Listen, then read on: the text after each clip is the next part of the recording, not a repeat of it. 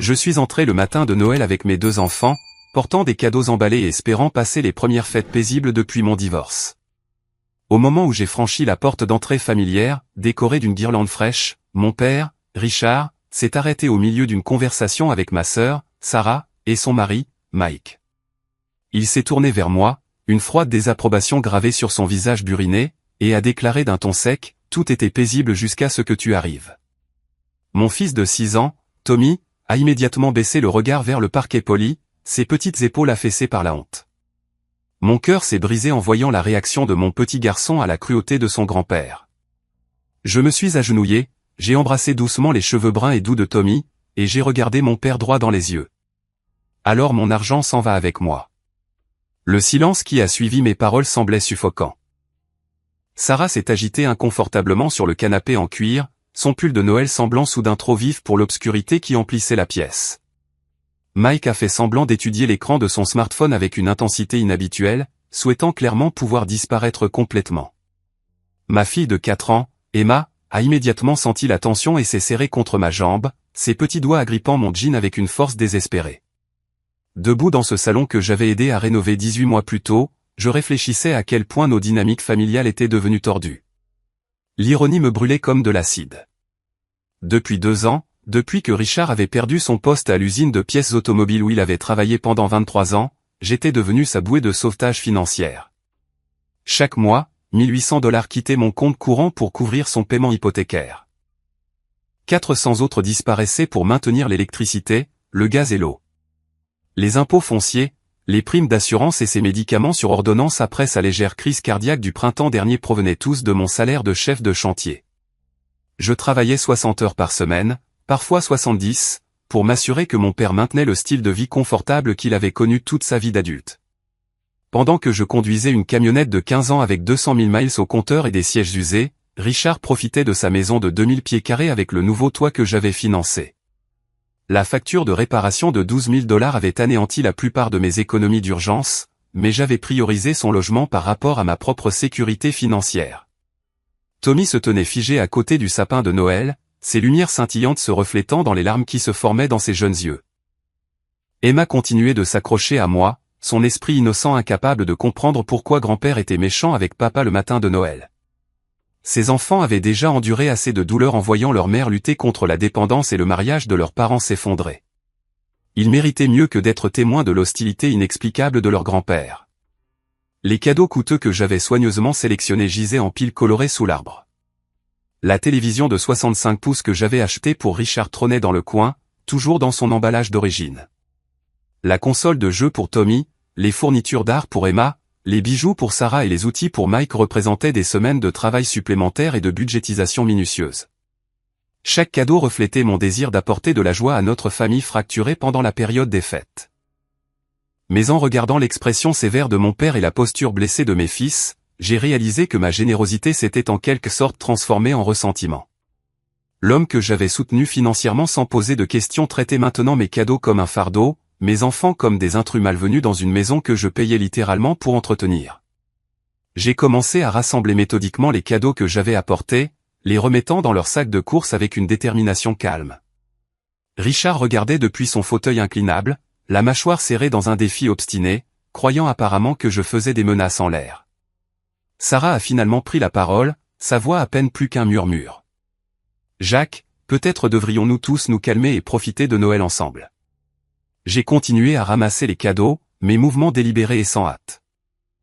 Les nouveaux manteaux d'hiver pour les enfants, le bourbon coûteux pour Richard, le chèque cadeau pour un spa pour Sarah. Chaque article représentait des heures de mon travail, des sacrifices que j'avais faits volontairement par amour et par obligation familiale. Pourtant, d'une manière ou d'une autre, mes efforts avaient créé un environnement où mon père se sentait en droit de m'humilier devant mes enfants. Quand j'ai ramassé la boîte de la télévision, Richard a finalement bougé. Il m'a suivi vers la porte d'entrée, ses pantoufles traînant sur le parquet que j'avais aidé à refaire 2 étés auparavant. « Qu'est-ce que tu crois faire exactement, Jacques ?» Sa question flottait dans l'air froid de décembre alors que je chargeais la télévision dans la benne de ma camionnette. Tommy et Emma regardaient depuis l'embrasure de la porte, la confusion remplaçant leur excitation antérieure du matin de Noël. Je leur avais promis de merveilleuses vacances avec leur grand-père, leur tante et leur oncle. Au lieu de cela, il assistait à la destruction de relations sur lesquelles il comptait pour leur stabilité. Je reprends mes cadeaux avec moi, papa, ainsi que tout le reste que je fournis. La prise de conscience commençait à poindre dans ses yeux, mais sa fierté l'empêchait de reculer. 20 ans à être le patriarche de la famille, à prendre des décisions et à attendre l'obéissance ne l'avait pas préparé à ce moment de responsabilité. Richard avait passé des mois à se plaindre de ma présence aux réunions de famille, malgré le fait que mes contributions financières maintenaient son ménage à flot. Il critiquait mon rôle de parent, remettait en question mon éthique de travail et faisait des commentaires subtils sur mon divorce comme preuve de mes défauts de caractère. Pourtant, lorsque les paiements hypothécaires arrivaient à échéance, lorsque les appareils électroménagers devaient être remplacés, lorsque les factures médicales arrivaient, j'étais toujours son premier appel. Cette dynamique tordue avait créé une prison pour nous deux. Je me sentais piégé par la responsabilité et la culpabilité, tandis qu'il se sentait diminué par la dépendance. Au lieu d'aborder honnêtement notre frustration mutuelle, nous avions laissé le ressentiment empoisonner ce qui aurait dû être une interdépendance reconnaissante. Mais voir la honte de Tommy et la peur d'Emma a tout cristallisé pour moi. Le bien-être émotionnel de mes enfants importait plus que de préserver une paix familiale dysfonctionnelle. Ils avaient besoin de voir leur père défendre sa dignité et son respect, et non accepter des abus pour éviter les conflits. Alors que je fixais la télévision dans la benne de ma camionnette, Richard s'est approché. Sa voix est tombée à un murmure urgent. La réalité de la perte de son soutien financier commençait à pénétrer sa façade obstinée. « Attends une minute, mon fils. » La conversation qui a suivi dans l'allée de mon père a changé tout ce que je pensais savoir sur nos relations familiales. Ce qui a commencé par Richard exigeant une explication de mes actions s'est rapidement transformé en révélations qui m'ont laissé sous le choc de la trahison et de la douleur. « Tu ne peux pas simplement prendre ces cadeaux et partir », a insisté Richard, son souffle visible dans l'air glacial du matin. « Les enfants s'attendent à passer Noël ici. Sarah cuisine depuis hier. » J'ai fixé le dernier des cadeaux dans ma camionnette et je me suis tourné pour lui faire face. Les enfants s'attendent au respect pour leur père, quelque chose que tu ne sembles pas pouvoir fournir. Le respect? Le rire de Richard était amer et creux. Tu arrives ici en agissant comme si tu étais le propriétaire parce que tu aides un peu avec les factures.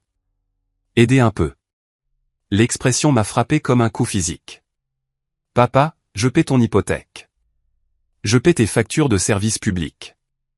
J'ai payé pour ton toit, ta chaudière, tes frais médicaux. Je t'ai empêché de perdre cette maison. Sarah est apparue à la porte, portant toujours son tablier de Noël, son visage pâle d'une détresse évidente. Elle s'est approchée lentement de nous, s'enveloppant dans ses bras contre le froid. Jacques, s'il te plaît, ne pars pas. On peut arranger ça. Vraiment, Sarah? Parce que je commence à me demander ce qui se passe exactement dans mon dos. L'expression de ma sœur s'est effondrée, et j'ai su immédiatement qu'elle possédait des informations qu'elle cachait. Le regard coupable dans ses yeux a confirmé des soupçons que je réprimais depuis des mois. Dis-lui, dis-je doucement. Dis-moi ce qui se passe vraiment. Sarah a regardé entre Richard et moi, clairement tiraillée entre ses loyautés.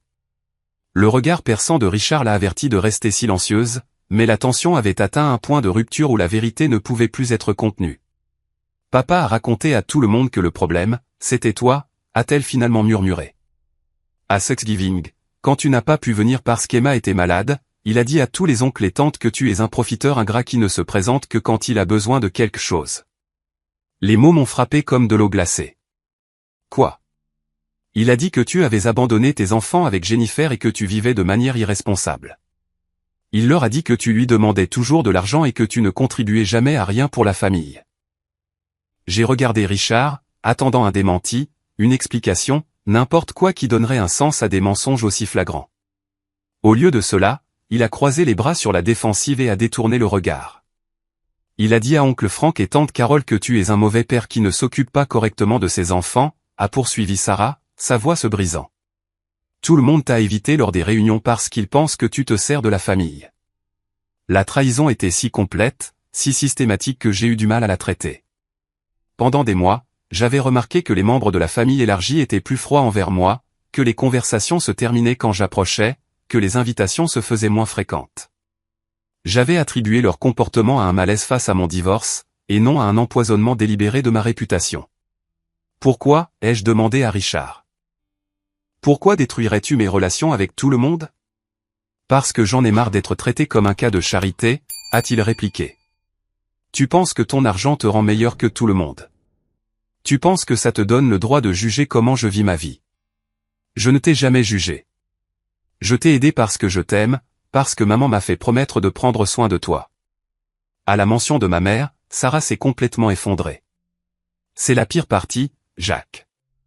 Maman nous a spécifiquement demandé à tous de nous soutenir les uns les autres après son départ.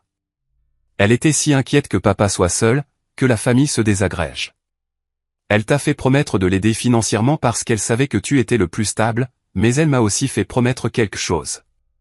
J'ai attendu, redoutant ce qui allait suivre. Elle m'a fait promettre de m'assurer que papa appréciait tes sacrifices et te traitait avec respect. Je l'ai complètement trahi.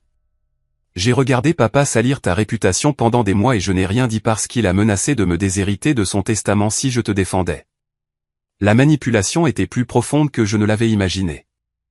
Richard avait non seulement menti à mon sujet aux membres de la famille élargie, mais il avait aussi utilisé des menaces financières pour assurer le silence et la conformité de Sarah à son faux récit. Chaque réunion de famille depuis 1 an, a poursuivi Sarah à travers ses larmes. Il t'a dépeint comme le méchant. Oncle Frank m'a demandé en privé si c'était vrai que tu ne payais pas de pension alimentaire. Cousine Bette a dit qu'elle n'arrivait pas à croire à quel point tu étais devenu égoïste depuis le divorce. Tante Carole a même remercié papa d'être un grand-père si responsable puisque tu ne semblais pas assumer ton rôle de père.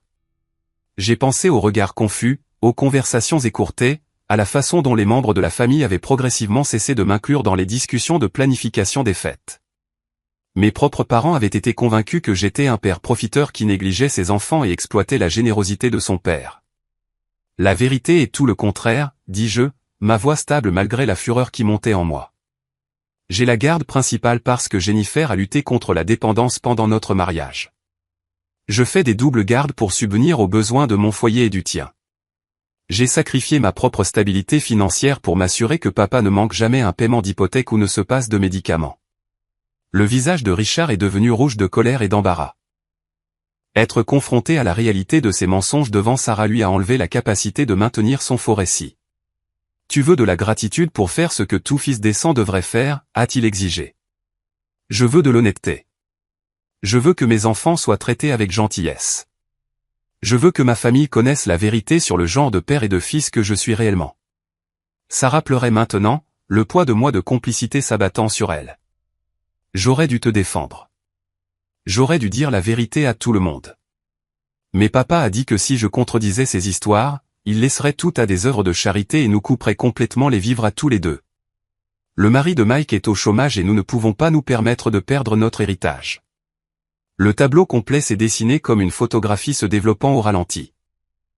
Richard avait utilisé son testament, sa maison et son influence comme des armes pour contrôler le récit familial. Il avait systématiquement détruit ma réputation tout en bénéficiant de mon soutien financier, créant une situation où j'étais à la fois essentiel à sa survie et détesté pour mon rôle dans le maintien de son style de vie. Mais la réalisation la plus dévastatrice était encore à venir.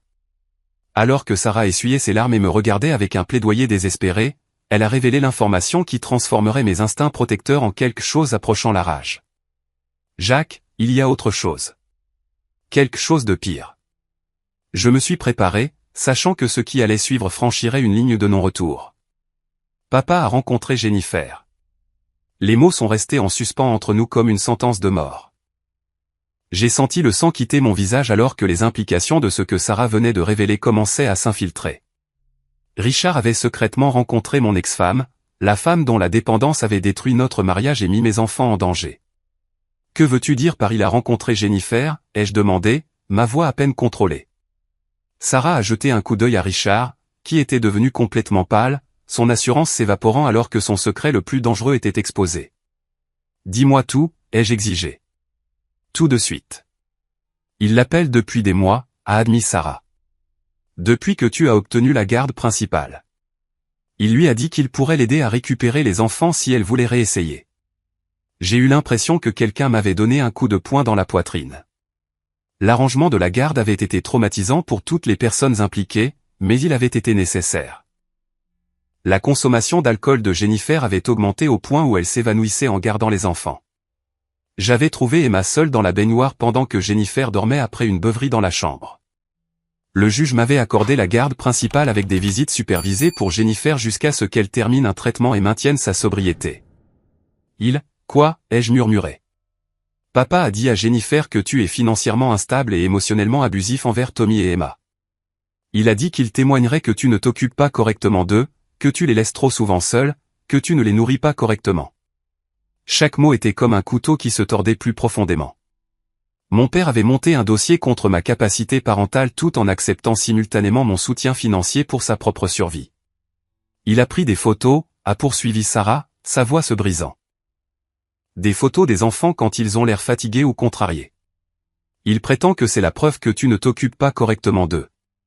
Le week-end dernier, quand tu les as amenés après le match de football de Tommy, il a pris des photos de l'air en sueur et sale et a dit que cela prouvait que tu ne maintenais pas leur hygiène. Je me suis souvenu de cet après-midi. L'équipe de Tommy avait joué dans des conditions boueuses et les deux enfants étaient épuisés d'avoir couru dans la chaleur. Ils étaient heureux et excités de raconter à leur grand-père le match, mais j'avais remarqué que Richard agissait étrangement, s'éloignant pour utiliser son téléphone à plusieurs reprises. Il a aussi coaché Tommy, a murmuré Sarah, et cette révélation m'a frappé le plus durement. Il lui a appris à dire des choses négatives sur le fait de vivre avec toi, lui posant des questions suggestives pour savoir si papa le rendait parfois triste ou effrayé. Soudain, tout le comportement récent de Tommy a pris un sens horrible. Le garçon de 6 ans était devenu renfermé et anxieux ces dernières semaines, posant des questions étranges pour savoir si je l'aimais, s'il était assez sage, s'il allait devoir retourner vivre avec maman.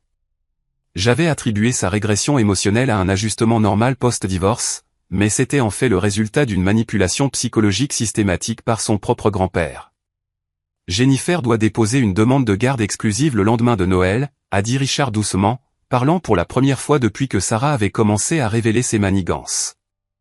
J'ai déjà fourni une déclaration sous serment détaillant tes échecs en tant que père. La chronologie s'est cristallisée avec une clarté écœurante. Richard avait prévu de profiter du dîner et des cadeaux de Noël financés par mon travail, puis de soutenir une action en justice conçue pour m'enlever mes enfants. Il avait joué un jeu à long terme, sapant ma parentalité tout en bénéficiant de mes sacrifices financiers. Tu as menti aux membres de la famille sur mon caractère tout en travaillant secrètement à détruire ma relation avec mes enfants, dis-je, ma voix stable malgré la rage qui montait en moi.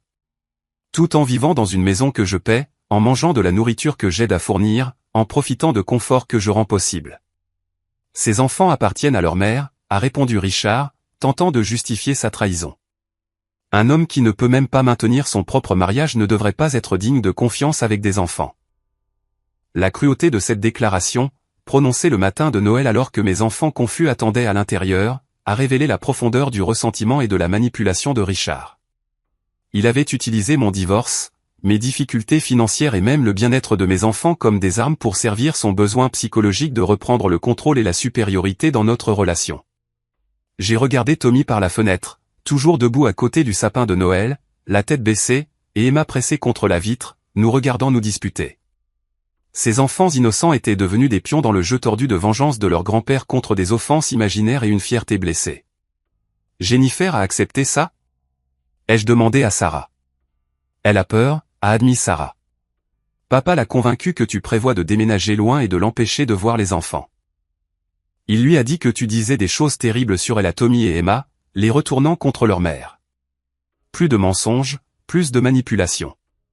La vérité était que j'encourageais les enfants à maintenir une relation aimante avec Jennifer pendant qu'elle travaillait sur sa sobriété. Je n'avais jamais rien dit de négatif sur leur mère en leur présence, comprenant à quel point cela serait dommageable pour leur développement émotionnel.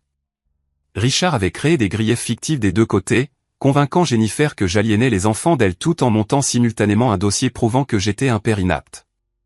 Son plan exigeait qu'il soit la solution à des problèmes qu'il avait inventés, se positionnant comme le grand-père inquiet, protégeant tout le monde de mes prétendues défaillances. Le dépôt de la demande est prévu pour demain? Ai-je demandé. Jeudi matin, a confirmé Richard. L'avocat de Jennifer estime que la déclaration sous serment et les photographies fournissent des preuves suffisantes pour une modification d'urgence de la garde. J'ai pensé aux frais de justice, au traumatisme pour les enfants, aux dommages potentiels à leur sentiment de sécurité et de stabilité. Même si la requête de Jennifer échouait, le processus ferait subir à Tommy et Emma une autre évaluation douloureuse de leur situation de vie. Ils seraient interrogés par des travailleurs sociaux, peut-être séparés de moi temporairement, certainement forcés d'affronter une fois de plus l'instabilité de leur structure familiale, tout cela parce que leur grand-père avait choisi de détruire leur père plutôt que d'apprécier ses sacrifices. Mais alors que je me tenais là, dans l'air froid du matin, absorbant toute l'étendue de la trahison de Richard, j'ai réalisé que quelque chose de crucial avait changé en moi. L'homme qui m'avait élevé, qui m'avait enseigné la responsabilité et la loyauté familiale, avait systématiquement violé chaque principe qu'il prétendait représenter. Il avait perdu tout droit à ma protection, à mon soutien ou à ma considération. Le temps de préserver une fausse paix à tout prix était révolu. Mes enfants avaient besoin de voir leur père se battre contre l'injustice, peu importe qui la perpétrait. J'ai sorti mon téléphone et j'ai commencé à faire défiler mes contacts à la recherche du numéro du service client de ma banque. « Qu'est-ce que tu fais ?» a demandé Richard, soudainement nerveux. « J'appelle ma banque », ai-je répondu calmement. « Il est temps d'annuler certains paiements automatiques. » Ce qui s'est passé ensuite a été les 15 minutes les plus décisives de ma vie d'adulte. Debout dans cette allée, le téléphone collé à l'oreille, j'ai systématiquement démantelé la fondation financière qui avait permis la trahison et la manipulation de Richard. Service client de la First National Bank, ici Amanda. Comment puis-je vous aider aujourd'hui? Je dois annuler plusieurs paiements automatiques immédiatement, dis-je, ma voix calme et professionnelle malgré la tempête émotionnelle qui faisait rage en moi. L'expression de Richard est passée du défi à l'alarme alors qu'il réalisait que j'étais sérieux au sujet de couper sa bouée de sauvetage financière. Il a tendu la main vers mon téléphone, mais je me suis éloigné, poursuivant ma conversation avec la représentante de la banque. Je dois annuler le paiement hypothécaire automatique à Richard Thornton, numéro de compte. J'ai récité les informations de mémoire, ayant mis en place ces paiements lors d'un moment de crise 2 ans plus tôt, lorsque Richard faisait face à une saisie. Monsieur, je vois que ce paiement est prévu pour demain, 26 décembre. Souhaitez-vous que j'arrête également ce paiement? Oui, annulez celui-là et tous les futurs paiements à ce compte. Richard gesticulait frénétiquement, articulant le mot « non » à plusieurs reprises, mais je continuais méthodiquement à détruire les arrangements financiers qui avaient maintenu son style de vie confortable. Je dois également annuler les paiements automatiques à Atlantic Energy, numéro de compte. Le paiement de la compagnie d'électricité qui avait gardé ses lumières allumées pendant 2 hivers. Et le paiement automatique à la City Waterworks. Le service public qui assurait des douches chaudes et de la vaisselle propre. Sarah regardait avec une horreur croissante alors qu'elle commençait à calculer les implications financières. Sans mon soutien, Richard serait en défaut de paiement de son hypothèque dans les 30 jours, perdrait ses services publics dans les 2 semaines et ferait face à une catastrophe financière immédiate. Enfin, je dois annuler le paiement automatique à la First Credit Union pour le prêt automobile numéro. Le paiement de la voiture pour la berline que Richard conduisait à ses rendez-vous chez le médecin et pour faire les courses. Tous les paiements ont été annulés avec succès, Monsieur Thornton. Y a-t-il autre chose que je puisse faire pour vous aujourd'hui? C'est tout. Merci de votre aide. J'ai mis fin à l'appel et j'ai immédiatement ouvert mon application bancaire pour confirmer les annulations. 6 paiements automatiques totalisant près de $3 000 par mois étaient maintenant terminés. L'argent qui avait quitté mon compte pendant 24 mois consécutifs resterait désormais disponible pour les besoins de mes enfants et ma propre reprise financière. Richard a regardé l'écran de mon téléphone alors que je lui montrais les numéros de confirmation pour chaque annulation. La réalité de sa situation commençait à pénétrer son choc et son déni. « Tu ne peux pas être sérieux à ce sujet, dit-il, la voix tremblante. Je ne peux pas me permettre ces paiements seuls. Tu aurais dû y penser avant de décider de détruire ma relation avec mes enfants, ai-je répondu. Laisse-moi te détailler exactement ce que tu as pris pour acquis. J'ai sorti un petit carnet de la boîte à gants de ma camionnette où je suivais les dépenses familiales à des fins fiscales et j'ai commencé à lire les chiffres à voix haute.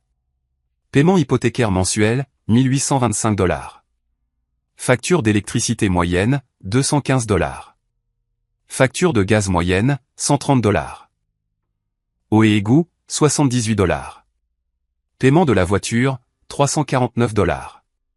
Cela fait $2797 chaque mois. Sarah a fait un calcul mental rapide et a halté. Jacques, c'est plus de $33 000 par an. Plus près de 34 000, ai-je confirmé. Plus les dépenses uniques. La réparation du toit au printemps dernier, $12 400. Le remplacement de la chaudière il y a 18 mois, $8 200. Les factures médicales après ton épisode cardiaque, $6 700. Les nouveaux appareils électroménagers lorsque la cuisine a été inondée, 4 900 $. Les chiffres peignaient un tableau saisissant de dépendance financière que Richard s'était en quelque sorte convaincu d'oublier ou de minimiser. Il vivait bien au-delà de ses allocations de chômage et de ses revenus de la sécurité sociale, maintenant un style de vie de classe moyenne entièrement grâce à mes subventions. Je couvre également les impôts fonciers, ai-je poursuivi. 4 600 $ par an. L'assurance habitation, 2 800 $. Même tes médicaments sur ordonnance que Medicare ne couvre pas, environ 200 $ par mois. Richard devenait visiblement pâle alors que la réalité mathématique de sa situation s'imposait. Sans mon soutien, ses dépenses mensuelles dépassaient ses revenus de plus de 2000 $. Il ferait face à un effondrement financier immédiat. Au cours des 2 dernières années, j'estime vous avoir fourni environ 85 000 $ en soutien direct, dis-je. De l'argent que j'ai gagné en faisant des heures supplémentaires, en sacrifiant ma propre sécurité financière, en reportant l'entretien de ma propre maison, en conduisant une camionnette de 15 ans et en limitant les activités de mes enfants pour que vous soyez à l'aise. L'ampleur de mes sacrifices était stupéfiante même pour moi, une fois exposé si clairement. Je soutenais essentiellement 2 ménages avec le salaire d'un chef de chantier, ce qui avait nécessité une budgétisation minutieuse, un travail supplémentaire constant et d'importantes privations personnelles. Pendant que je faisais cela, ai-je poursuivi, tu disais à notre famille élargie que je suis un profiteur qui ne contribue jamais à rien. Tu photographiais mes enfants pour monter un dossier de garde contre moi. Tu coachais Tommy pour qu'il dise des choses négatives sur son père. Tu rencontrais secrètement Jennifer pour l'aider à m'enlever mes enfants. Sarah pleurait de nouveau, submergée par l'ampleur des sacrifices financiers que j'avais faits et la cruauté avec laquelle Richard avait récompensé ma générosité. Papa, comment as-tu pu faire ça, lui a-t-elle demandé. Jacques t'a empêché de tout perdre, et tu as essayé de détruire sa vie. La réponse de Richard a révélé la complexité psychologique derrière sa trahison. Je n'ai jamais demandé sa charité, a-t-il dit sur la défensive. Je ne voulais pas dépendre de mon fils pour survivre. Ça me faisait sentir comme un échec, comme un homme diminué. Alors au lieu d'être reconnaissant ou de travailler pour améliorer ta situation, tu as décidé de faire de moi le méchant, dis-je. Tu as transformé mon aide en preuve de ta victimisation. Je détestais avoir besoin de toi, a-t-il admis.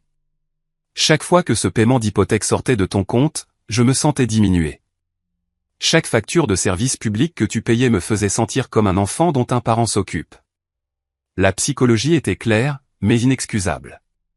La fierté blessée de Richard avait transformé la gratitude en ressentiment, la dépendance en hostilité et la loyauté familiale en trahison systématique. Plutôt que d'aborder honnêtement ses sentiments ou de travailler à retrouver son indépendance financière, il avait choisi de détruire ma réputation et mes relations comme moyen de rééquilibrer psychologiquement la balance. Mais comprendre sa motivation n'excusait pas les dommages qu'il avait causés ni ne changeait la réalité de ce qui devait se passer ensuite. Vérifie tes comptes, lui ai-je dit. Vois par toi-même que l'argent est parti. Richard a sorti son propre téléphone et s'est connecté à son application bancaire. La couleur a quitté son visage alors qu'il voyait le solde de son compte courant et l'absence de dépôt en attente qui avait été automatiquement programmé pour le lendemain. « Jacques, s'il te plaît, dit-il, la voix brisée. Je ne peux pas survivre sans ton aide. Je vais perdre la maison, la voiture, tout. Tu perdras exactement ce que tu étais prêt à me coûter, ai-je répondu. Mes enfants, ma réputation, ma tranquillité d'esprit, ma relation avec notre famille élargie. Le renversement a été rapide et complet. L'homme qui m'humiliait devant mes enfants 30 minutes plus tôt suppliait maintenant la pitié financière qu'il avait prise pour acquise tout en sabotant activement ma vie. Mais sa panique financière n'était que le début du règlement de compte qui allait se produire. La décision d'exposer les mensonges de Richard à notre famille élargie a été spontanée, mais nécessaire. Debout dans cette allée, le regardant paniquer pour son avenir financier pendant que mes enfants attendaient à l'intérieur, confus et blessés, j'ai réalisé que sa manipulation avait empoisonné des relations que j'appréciais profondément. Si je voulais reconstruire ma réputation et protéger mes enfants de nouveaux dommages psychologiques, la vérité devait se répandre aussi systématiquement que ces mensonges l'avaient fait. J'ai fait défiler mes contacts et j'ai trouvé le numéro de l'oncle Franck. En tant que frère aîné de Richard et patriarche officieux de notre famille élargie, l'opinion de Franck avait un poids significatif auprès des tantes, oncles et cousins. Si Richard avait convaincu Franck que j'étais irresponsable et ingrat, ses croyances avaient probablement influencé la perception de tout le monde à mon égard. Oncle Frank, c'est Jacques. Je sais que c'est le matin de Noël, mais je dois te dire quelque chose d'important sur ce qui se passe dans notre famille. Richard a de nouveau essayé d'attraper mon téléphone, mais je me suis éloigné davantage. Ma voix portait clairement dans l'air froid. Sarah est restée figée entre nous, tiraillée entre la protection de son père et le soutien de la vérité. Je t'appelle pour te faire savoir que je viens de découvrir que papa ment à la famille à mon sujet depuis des mois. Les histoires selon lesquelles je suis irresponsable et ne contribue pas à la famille sont complètement fausses. La voix de Frank était immédiatement concernée. Que veux-tu dire, mon fils? Depuis 2 ans, je paie l'hypothèque de papa, ses factures de services publics, le paiement de sa voiture et ses frais médicaux. J'ai dépensé plus de 80 000 $ pour l'empêcher de perdre sa maison. Pendant que je faisais cela, il racontait à tout le monde que je suis un profiteur qui ne se présente que quand j'ai besoin de quelque chose. Le silence à l'autre bout du fil a duré plusieurs secondes avant que Frank n'explose. Il nous a dit que tu lui demandais constamment de l'argent et que tu ne le remboursais jamais.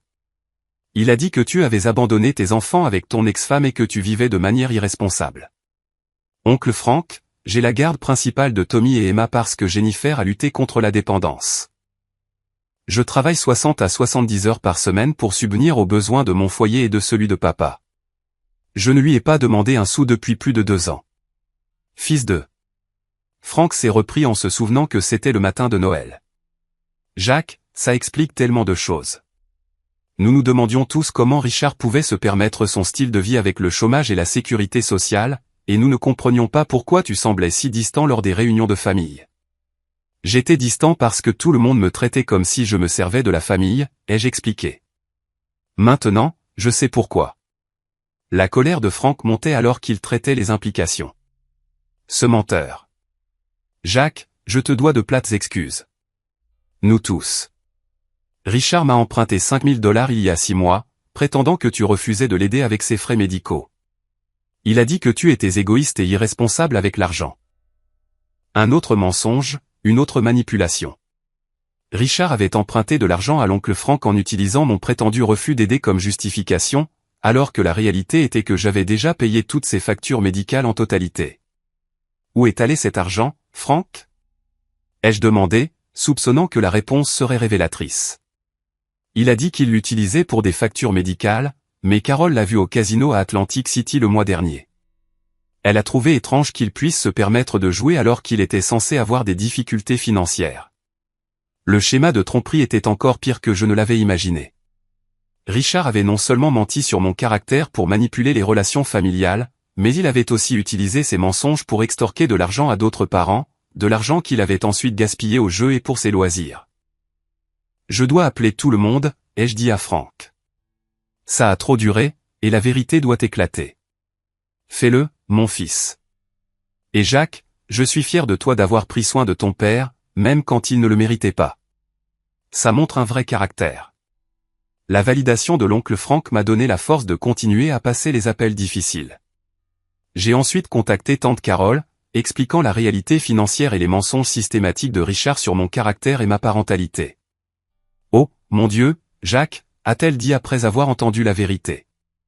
J'ai eu si pitié de Richard, pensant que tu profitais de lui. Il a brossé un tel tableau de toi comme étant irresponsable et exigeant. Je l'ai même remercié le mois dernier d'être un si bon grand-père puisque tu ne semblais pas assumer ton rôle de père. La douleur d'apprendre à quel point Richard avait détruit ma réputation était intense, mais aussi motivante. Chaque conversation révélait une nouvelle couche de manipulation, une autre relation familiale qui avait été empoisonnée par ses mensonges. Il a emprunté de l'argent à Frank, prétendant que je refusais de l'aider avec les frais médicaux, ai-je dit à Carole. Mais j'ai payé toutes les dépenses médicales qu'il a eues depuis 2 ans. Ce serpent, a dit Carole sans détour. Jacques, je veux que tu saches que plusieurs d'entre nous s'inquiétaient des histoires de Richard. Elles n'ont jamais tout à fait collé, surtout en connaissant ta mère et la façon dont elle vous a élevés, les garçons. Mais nous ne voulions pas le questionner directement parce qu'il semblait si contrarié par la situation. J'ai passé l'heure suivante à appeler systématiquement des cousins, des tantes et des oncles, expliquant la vérité sur mon soutien financier à Richard et les mensonges qu'il avait répandus sur mon caractère et ma parentalité. Chaque conversation était à la fois douloureuse et libératrice, révélant l'étendue des dégâts tout en commençant le processus de réparation. La cousine Bette était mortifiée. Jacques, je suis tellement désolé. Papa nous a dit que tu étais devenu égoïste et irresponsable depuis ton divorce.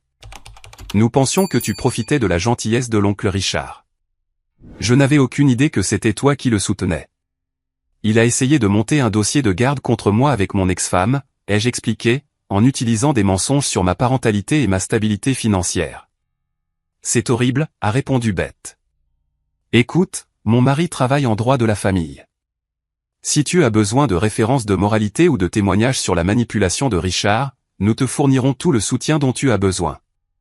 L'offre de soutien juridique était inattendue et profondément significative. Alors que je continuais à passer des appels, des offres similaires ont émergé de membres de la famille qui se sentaient coupables de leur traitement envers moi et en colère contre la tromperie de Richard. L'oncle Pet a proposé d'écrire une déclaration détaillée sur les mensonges de Richard et mon vrai caractère.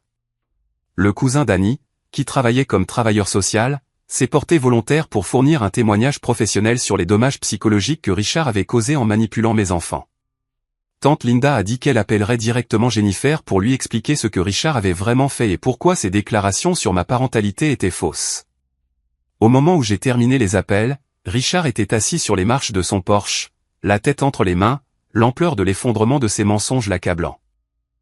Sarah était rentrée à l'intérieur pour réconforter mes enfants, qui étaient confus sur la raison pour laquelle le matin de Noël s'était transformé en un tel désastre. Ils m'appellent tous, a dit Richard doucement. Tous ceux à qui tu viens de parler, ils sont en colère, Jacques. Vraiment en colère. Ils devraient être en colère, ai-je répondu. Tu leur as menti à mon sujet, tu as emprunté de l'argent sous de faux prétextes et tu as manipulé leur relation avec leur propre neveu. Franck a dit que toute la famille vient plus tard aujourd'hui pour me parler, a poursuivi Richard. Carole a dit qu'elle voulait récupérer son argent. Pet m'a traité de honte pour la mémoire de maman. Les conséquences se déroulaient rapidement, mais ce sont des conséquences que Richard avait méritées par des mois de tromperie et de trahison systématique. Les relations familiales qu'il avait empoisonnées se retournaient maintenant contre lui alors que la vérité émergeait. Mais l'appel le plus important était encore à venir, et il déterminerait si la manipulation de Richard avait endommagé de manière permanente ma relation avec mes enfants. L'appel téléphonique qui a tout changé est arrivé à 14h30 cet après-midi-là. Le nom de Jennifer est apparu sur mon identifiant d'appel alors que j'aidais Tommy et Emma à comprendre pourquoi nous avions quitté la maison de grand-père si soudainement. Il posait des questions difficiles sur les relations familiales et les traditions de Noël, des questions qui me brisaient le cœur car leur confiance innocente avait été utilisée comme une arme contre leur propre bien-être. Jacques, c'est Jennifer. Nous devons parler. Sa voix semblait différente de ce à quoi je m'attendais, moins conflictuelle, et plus confuse qu'hostile. Je suis entré dans la cuisine pendant que les enfants regardaient un film de Noël dans le salon, ayant besoin d'intimité pour ce que je soupçonnais être une conversation cruciale. Je viens de raccrocher avec ta tante Carole, a poursuivi Jennifer. Elle m'a dit des choses sur ton père que je dois comprendre. Mon cœur a commencé à s'emballer alors que je réalisais les implications.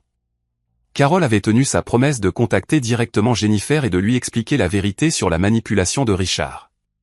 Qu'est-ce qu'elle t'a dit, ai-je demandé avec précaution. Elle a dit que ton père nous a menti à tous les deux, que tu le soutiens financièrement depuis 2 ans alors qu'il disait à tout le monde que tu es irresponsable, que les histoires selon lesquelles tu es un mauvais père sont fausses. Je pouvais entendre l'incertitude dans sa voix, la confusion de quelqu'un dont la réalité avait été soudainement bouleversée.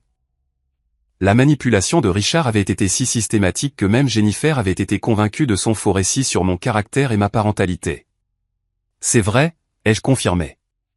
Papa a travaillé pour retourner la famille contre moi pendant que je payais ses factures. Il a coaché Tommy pour qu'il dise des choses négatives sur le fait de vivre avec moi. Oh mon Dieu, a murmuré Jennifer. Jacques, je suis tellement désolé. Je pensais. Il m'a convaincu que tu prévoyais de déménager loin avec les enfants. Il a dit que tu les empoisonnais contre moi, qu'ils avaient peur de me rendre visite. L'ampleur des mensonges de Richard était encore plus grande que je ne l'avais compris. Il avait non seulement convaincu Jennifer que j'étais un père inapte, mais aussi que j'aliénais activement les enfants de leur mère. En créant des griefs fictifs des deux côtés, il s'était positionné comme la solution à des problèmes qu'il avait inventés.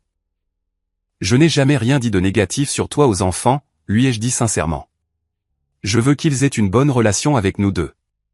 Je le sais maintenant, dit-elle, la voix brisée. Ta tante a expliqué à quel point tu as travaillé dur pour soutenir ton père tout en prenant la garde principale après que ma consommation d'alcool soit devenue incontrôlable. Elle a dit que tu encourageais les enfants à m'aimer, même quand il aurait été plus facile de les retourner contre moi. La conversation a révélé à quel point Richard nous avait manipulés tous les deux, convainquant Jennifer que j'étais son ennemi tout en montant simultanément un dossier prouvant que j'étais un parent inapte.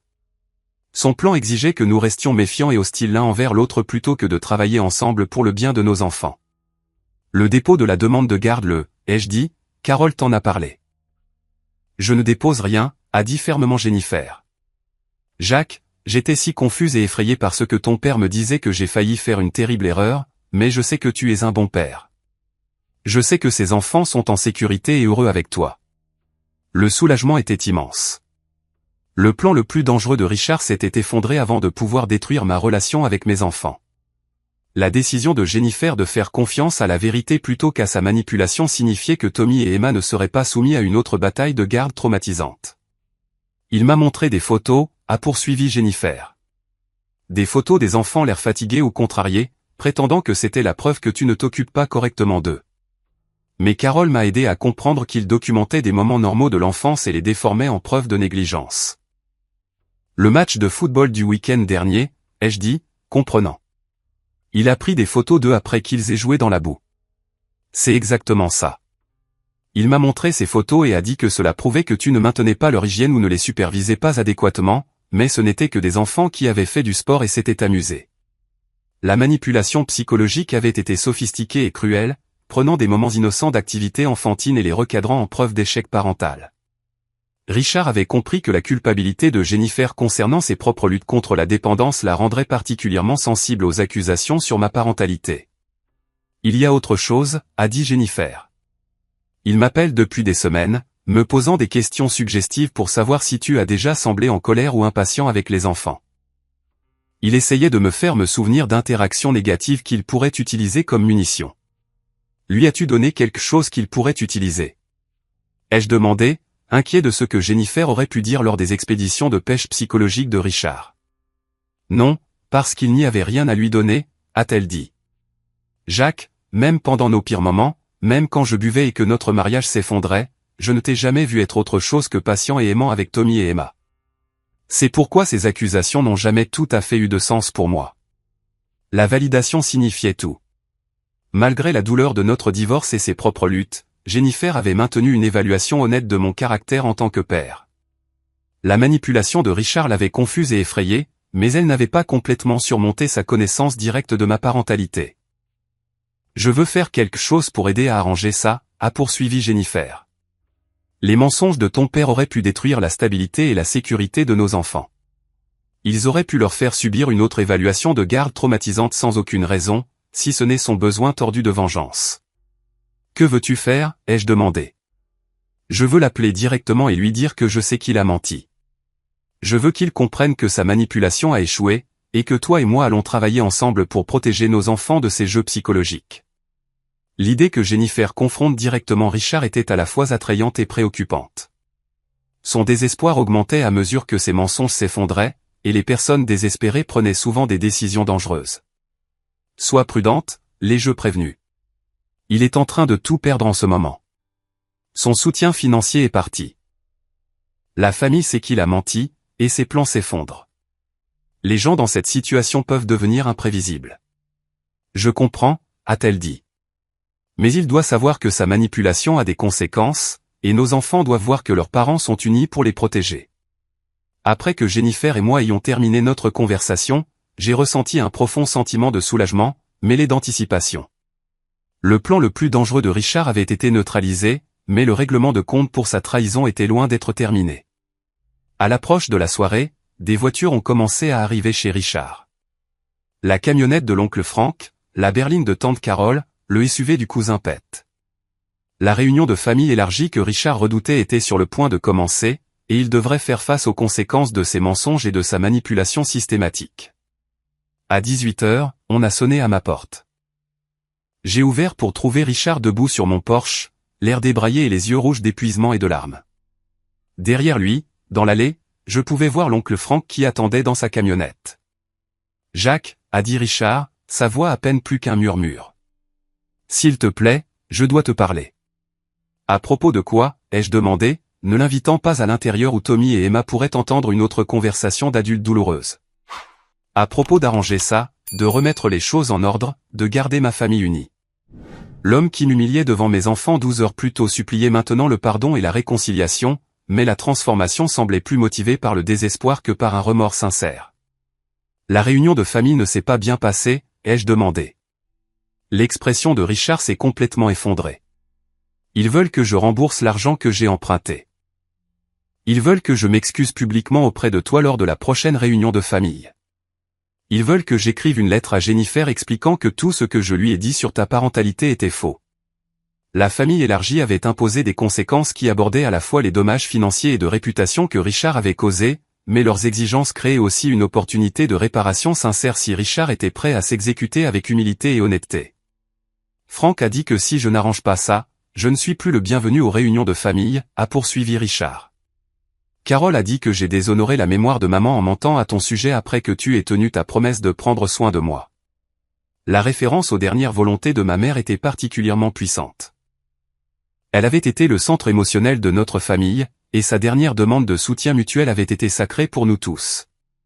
La violation par Richard de cette confiance, en manipulant et en trahissant le fils qu'elle avait demandé de prendre soin de lui, représentait la trahison la plus profonde possible des valeurs familiales. « Que veux-tu de moi » ai-je demandé directement. « Je veux que tu me donnes une autre chance » a-t-il dit désespérément. « Je ferai tout ce qu'il faut pour regagner ta confiance et le respect de la famille. J'irai en thérapie, je trouverai un emploi, j'arrêterai de jouer. S'il te plaît, ne m'abandonne pas complètement. » L'aveu sur le jeu a confirmé ce que l'oncle Frank soupçonnait sur l'endroit où l'argent emprunté était réellement allé. Les problèmes financiers de Richard étaient plus complexes que le simple chômage et les frais médicaux, ils incluaient un comportement autodestructeur qui avait gaspillé de l'argent pendant qu'il acceptait mon soutien. « Et mes enfants » ai-je demandé. « Qu'en est-il des dommages psychologiques que tu leur as causés en coachant Tommy pour qu'il doute de l'amour de son père ? » Je réparerai ça aussi, a promis Richard. Je leur dirai la vérité sur combien tu les aimes et à quel point tu travailles dur pour prendre soin d'eux. Je réparerai les dommages que j'ai causés. La conversation a duré 20 minutes de plus, avec Richard faisant des promesses et des plaidoyers de plus en plus désespérés. Mais la question la plus importante restait de savoir si son désespoir se traduirait par un changement sincère ou simplement par une manipulation plus sophistiquée. Alors que la camionnette de l'oncle Frank attendait dans l'allée et que Richard implorait le pardon sur mon Porsche, je devais décider si la rédemption était possible ou si certaines trahisons créaient des ruptures permanentes dans les relations familiales. La décision que j'ai prise déterminerait non seulement l'avenir de Richard, mais aussi les leçons que mes enfants apprendraient sur la justice, le pardon et les conséquences de la trahison. 3 mois plus tard, je me trouvais dans la même allée où Richard avait imploré le pardon le jour de Noël. Mais toute la dynamique de notre famille avait fondamentalement changé. L'homme qui s'approchait maintenant de moi se déplaçait avec la dignité tranquille de quelqu'un qui avait affronté honnêtement ses échecs et travaillé systématiquement pour réparer les dommages qu'il avait causés. Richard avait tenu chaque promesse qu'il avait faite en ce soir désespéré de décembre. Moins d'une semaine après notre confrontation, il s'était inscrit en thérapie avec un thérapeute spécialisé dans la dépression et les relations familiales. Les séances ont révélé que sa trahison envers moi provenait d'une profonde honte d'avoir perdu son emploi et d'être devenu financièrement dépendant de son fils, des sentiments qui avaient métastasé en ressentiment et en vengeance plutôt que d'être abordés de manière constructive. La dépendance au jeu que l'oncle Frank avait soupçonné a été confirmée et traitée par un programme en 12 étapes. Richard a découvert qu'il utilisait les visites au casino comme une échappatoire à ses sentiments d'inadéquation, dépensant l'argent emprunté aux membres de sa famille dans l'illusion du contrôle et du succès. Le travail psychologique a été douloureux, mais nécessaire, le forçant à affronter la faiblesse et l'égoïsme qui avaient motivé sa manipulation. Plus important encore, Richard avait tenu sa promesse de réparer sa relation avec Tommy et Emma. Le processus avait été progressif et prudent, supervisé au début pour s'assurer que ses efforts pour réparer les dommages psychologiques qu'il avait causés étaient sincères et efficaces. Il avait admis à Tommy qu'il avait eu tort de poser des questions négatives sur le fait de vivre avec papa, expliquant que grand-père avait été triste et confus et avait fait de très mauvais choix. La conversation avec mon fils de 6 ans avait été déchirante, mais curative. Tommy portait la culpabilité et la confusion des loyautés divisées que le coaching de Richard avait créées, se demandant si aimer grand-père signifiait qu'il devait critiquer papa ou si défendre papa signifiait qu'il trahissait grand-père. L'aveu honnête de Richard l'avait libéré de ce fardeau émotionnel impossible. Richard avait également écrit la lettre à Jennifer que la famille avait exigée, rétractant formellement chaque accusation qu'il avait faite sur ma parentalité et reconnaissant les mensonges systématiques qu'il avait répandus. Jennifer m'avait partagé des extraits de cette lettre, et l'aveu de Richard de sa manipulation avait été complet et sans ambiguïté. Mais le changement le plus significatif était peut-être la situation professionnelle de Richard. À 62 ans, il avait trouvé un travail à temps partiel dans une quincaillerie locale, un travail qui lui procurait à la fois un revenu et de la dignité. Le travail n'était pas suffisant pour couvrir toutes ses dépenses, mais il démontrait son engagement à réduire sa dépendance financière envers les membres de sa famille. Plus important encore, cela lui donnait un but et une estime de soi qui lui manquaient depuis son licenciement de l'usine. L'arrangement financier que nous avons finalement négocié reflétait ces changements. J'ai accepté d'aider avec les factures essentielles comme les services publics et les frais médicaux, mais Richard couvrait maintenant son paiement hypothécaire et son prêt automobile avec ses propres revenus et économies. L'aide que je fournissais était structurée comme un soutien temporaire pendant qu'il reconstruisait son indépendance financière, et non comme la subvention à durée indéterminée qui avait permis son ressentiment antérieur. Les relations familiales élargies avaient également été réparées grâce aux efforts systématiques de Richard pour reconnaître ses mensonges et sa manipulation. Il avait assisté à la réunion de la famille Martin en février et s'était publiquement excusé pour les fausses histoires qu'il avait répandues à mon sujet, expliquant la dépression et la honte qui avaient motivé son comportement tout en assumant l'entière responsabilité des dommages qu'il avait causés. L'oncle Frank avait été particulièrement magnanime au sujet de l'argent que Richard avait emprunté sous de faux prétextes, acceptant un plan de paiement qui permettait à Richard de rembourser la dette progressivement tout en maintenant sa dignité. Le pardon de la famille avait été conditionnel à l'engagement continu de Richard envers l'honnêteté et la croissance personnelle. Mais il avait aussi été sincère, une fois que ses efforts pour changer sont devenus évidents. Mais la transformation la plus profonde a été la relation de Richard avec mes enfants. Le grand-père qui avait manipulé les émotions de Tommy et photographié les moments innocents d'Emma pour monter un dossier de garde était devenu une source de stabilité et d'amour dans leur vie. Richard comprenait maintenant que son rôle était de soutenir ma parentalité, pas de la saper, et d'ajouter de la joie à la vie des enfants plutôt que de créer une confusion psychologique. Les matchs de football de Tommy étaient devenus des occasions pour 3 générations de se lier plutôt que des moments de photographie secrète et de diffamation. Richard applaudissait avec enthousiasme depuis la ligne de touche, tirait une fierté sincère du développement athlétique de son petit-fils, et offrait des encouragements et un soutien qui renforçaient ma propre parentalité plutôt que de la contredire. Emma avait été trop jeune pour comprendre pleinement les conflits d'adultes qui avaient éclaté à Noël, mais elle avait ressenti la tension et la confusion que la manipulation de Richard avait créée. Voir la gentillesse et le soutien constant de son grand-père au cours des mois suivants avait restauré son sentiment de sécurité familiale et de confiance. Le processus thérapeutique m'avait également aidé à comprendre mon propre rôle dans la facilitation d'une partie du dysfonctionnement qui avait conduit à la trahison de Richard. Mon désir d'honorer les dernières volontés de ma mère m'avait parfois empêché de fixer des limites appropriées ou d'aborder directement les comportements problématiques. Apprendre à aider les membres de la famille tout en maintenant le respect de soi et des attentes claires avait été une leçon cruciale au lendemain de notre crise de Noël. Alors que le printemps arrivait et que notre nouvelle dynamique familiale se stabilisait, j'ai réalisé que la trahison de Richard avait finalement forcé des changements positifs qui n'auraient peut-être jamais eu lieu autrement. Son désespoir de maintenir un faux récit sur son indépendance et mon caractère avait explosé de manière à rendre nécessaire une communication honnête et une véritable réparation des relations. La famille élargie était plus forte et plus connectée qu'elle ne l'avait été depuis des années. Jennifer et moi coopérions plus efficacement en tant que coparents, unis par notre expérience partagée de la manipulation de Richard et notre engagement à protéger nos enfants des conflits d'adultes. Tommy et Emma avaient un grand-père qui soutenait leur père plutôt que de le saper, et ils avaient appris de précieuses leçons sur l'honnêteté, la responsabilité et la possibilité de rédemption. En ce samedi particulier de mars, alors que je regardais Richard aider Tommy à s'entraîner à la batte dans le jardin pendant qu'Emma cueillait des fleurs pour un bouquet, j'ai réfléchi à la complexité de la justice et du pardon dans les relations familiales. La trahison de Richard avait été cruelle et systématique, motivée par l'égoïsme et la fierté plutôt que par un grief légitime. Le mal qu'il avait failli causer à ma relation avec mes enfants était impardonnable en théorie. Mais les familles ne sont pas des institutions abstraites régies par des principes rigides de justice. Ce sont des collections d'êtres humains imparfaits dont les vies sont entrelacées de manière à rendre une séparation permanente traumatisante pour toutes les personnes impliquées. La volonté de Richard d'affronter honnêtement ses échecs et de travailler constamment pour réparer les dommages qu'il avait causés avait rendu le pardon possible sans exiger que j'oublie ou que je minimise sa trahison. La leçon que j'ai apprise au cours de ces mois douloureux est que la vraie force exige parfois de protéger les limites et d'exiger des comptes, même des personnes que nous aimons. Permettre un comportement destructeur par loyauté mal avisée ou par peur du conflit conduit souvent à des dommages plus importants qu'une confrontation honnête. Mes enfants avaient besoin de voir leur père défendre sa dignité et son respect, et non accepter des abus pour préserver une fausse paix.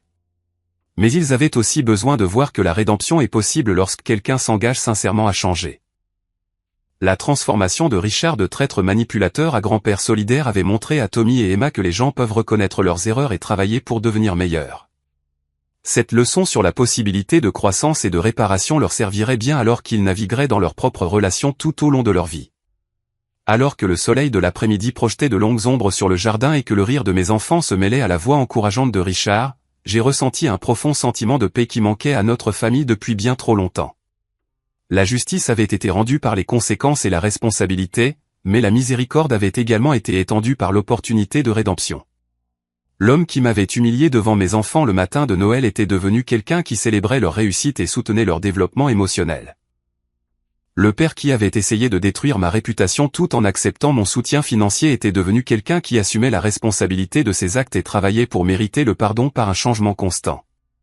Plus important encore, Tommy et Emma avaient appris que leur père se battrait pour leur bien-être et leur dignité tout en modélisant également les valeurs de pardon et de rédemption lorsque ces combats étaient gagnés.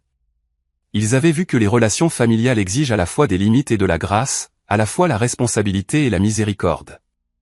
Alors que nous nous réunissions autour de la table du dîner ce soir-là, Richard a offert une bénédiction qui reconnaissait le voyage douloureux que nous avions parcouru ensemble et la gratitude que nous ressentions tous pour l'opportunité de reconstruire nos relations sur une base d'honnêteté et de respect. Le matin de Noël qui avait commencé par la trahison et l'humiliation avait finalement conduit à une compréhension plus profonde et à des liens familiaux plus forts.